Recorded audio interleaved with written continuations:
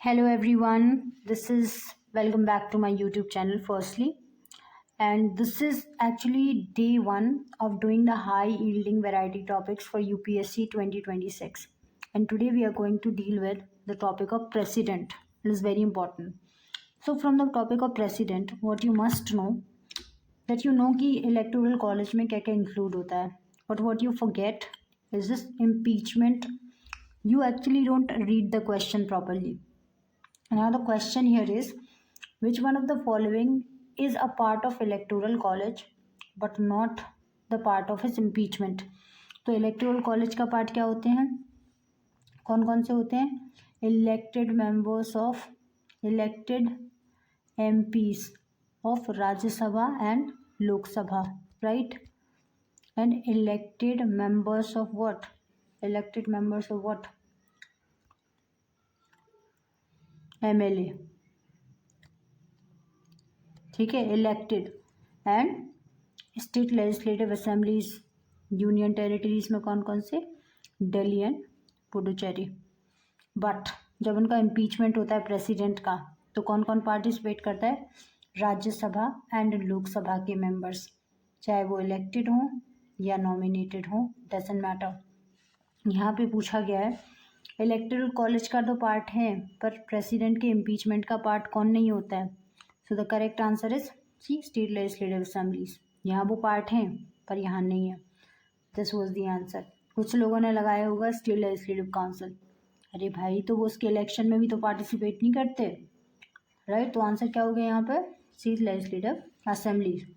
अब यहाँ पे पूछा गया है कंसिडर द फॉलोइंग. 2014 में आया था कि जो प्रेसिडेंट होता है he actually makes rules for the more convenient transaction of business of the government of India and for the allocation of among other ministers of the said business. Yes, this is a function. अगर आप function में पढ़ोगे, लक्ष्मीकांत में directly mention है ये point. Now all executive actions of the government of India shall be expressed to be taken in the name of Prime Minister? No, it shall be taken in the name of President. क्योंकि Prime Minister जो है वो क्या है? Head of the government. और जो president है, he is the head of the state. So only one statement is correct. Focus on this as well. यहाँ पे पूछा गया है with reference to the election of president of India, consider the following. The value of the vote of each MLA varies from state to state. देखो logic ये है कि अगर MLA है तो उसकी value state to state vary करेगी depending upon the population of that state. So it's correct. But जो वैल्यू होती है ना MPs of Lok Sabha and MPs of Rajya Sabha, वो वेरी नहीं करती है. क्यों? क्योंकि दोनों ही MPs हैं, चाहे लोकसभा का राज्यसभा का हो, 700 वैल्यू होती है. So only one statement is correct. यहाँ पे पूछा गया है in the presidential election in India every elected member of the state legislative assembly shall have as many votes as may be multiples of 1000 in the question. तो ये क्या है ना कि population divided by MPs into 1/1000, ये formula है, ठीक है, MLA की वोट वैल्यू निकालने का. MLA, ठीक है. अब क्या है at the present 1997 expression, the expression population कौन से सेंसस की आप कंसिडर करते हो? तो सेंसस 1971, याद रखो, प्रेसिडेंट पे 1971. अब यहाँ पे आते हैं अदर क्वेश्चंस पे भी, बहुत इंपॉर्टेंट सवाल है. Wait a second. या अब देखो यहाँ पे क्वेश्चन पूछा गया है कि किसका फंक्शन क्या है. जो प्रेसिडेंट ऑफ इंडिया होता है वो अपना क्या करता है? Upholding the what, sorry, faithful and allegiance to the constitution रखता है. सेकेंड है जज of the supreme court, he is the supreme upholder of the law. Then there is member of parliament, he is just an MP. तो मतलब वो क्या करेगा? अपना ड्यूटी डिस्चार्ज करेगा. और मिनिस्टर जो होते हैं ना, उनके पास सीक्रेट इन्फॉर्मेशन होती है, so he has to keep the secrecy of information. यहाँ पे होगी आपका ये खत्म. अब यहाँ पे वही चीज़ आ गई MLA MP का. Already we have discuss this question. फिर यहाँ पे है the president shall make rules for the more convenient transaction of business. This is already done. हाँ, this is also done, sorry, repeat हो गया इस बार. नाउ यहाँ पे पूछा गया है which of them are actually correct. The value of the vote of an elected member of state legislative assembly equals to state population elected MLAs, ये 1/1000 होता है, ना कि 100. तो इट इज़ रॉन्ग. जब ये गलत हो गया तो 2 और 3 में से देखते हैं. There were more than 5,000 members in the latest election. ये पूछा गया है 2003 के बेसिस पे. The value vote of an elected MLA equals to the total value votes of all the elected MLAs and total number of elected MPs. Sorry, this statement is actually correct. ये polity में दिया गया है.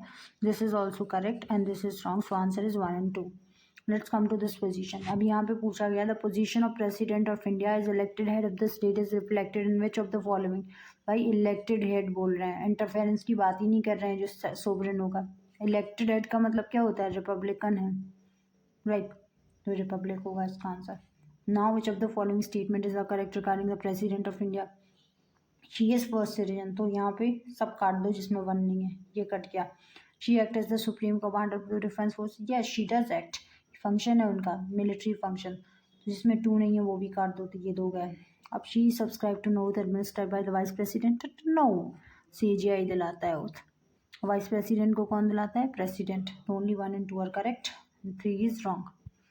Alright, now executive power of the president of India exercised by the who exercises the union council of minister. उन्हीं की advice पे तो article 74 बोलता है on the aid and advice of the council of minister the president has to abide by the advice. So 1 is correct on behalf of president. Now consider the following statement with regard to the election of president. A candidate can file more than 1 nomination. Yes, more than 1 होते हैं, 4 file कर सकता है. An elector can propose or second the name of only 1 candidate. Exactly, yes. The provision of anti defection law नहीं applicable है. This whip नहीं है कि अगर एक पार्टी के मेंबर ने किसी और कैंडिडेट को इलेक्शन के लिए वोट कर दिया प्रेसिडेंट के, तो उसको डिफेक्शन के अंदर नहीं ट्रीट किया जाएगा. It's only applicable to the party policies होती हैं. And option of NOTA is also not available. अब यहाँ पे सीक्रेट बैलेट से होता है इलेक्शन, ठीक है. सिंगल ट्रांसफरेबल वोट होता है एंड प्रोपोर्शनल रिप्रेजेंटेशन होता है. 1971 का सेंसस यूज होता है. एंड ओथ कौन दिलाता है इनको? CGI. तो आंसर डी. अब यहाँ पे एब्सोल्यूट वीटो क्या है, क्वालिफाइड वीटो क्या है, सस्पेंसिव और पॉकेट. देखो qualified veto is only available to the US president.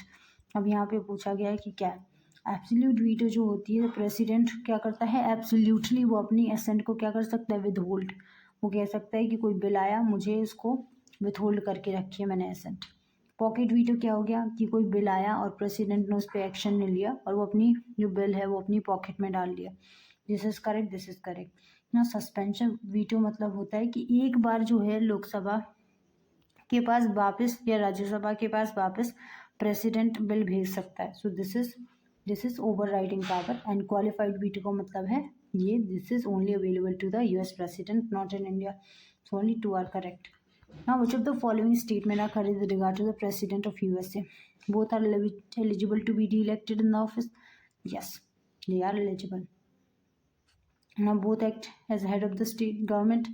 No, क्योंकि इंडिया में जो है वो हेड ऑफ द स्टेट वो करता है एक्ट, US में head of the government. Both have the power to issue ordinance. नहीं, ऑर्डिनेंस का कॉन्सेप्ट तो इंडिया में ही है, USA में नहीं है. तो ओनली 1 इज करेक्ट, क्योंकि ये मेंस में सवाल आते हैं पावर सोवरेनिटी पे. In the president election in India, if no candidate reaches the required quota to get elected after the first round of counting, then क्या होता है?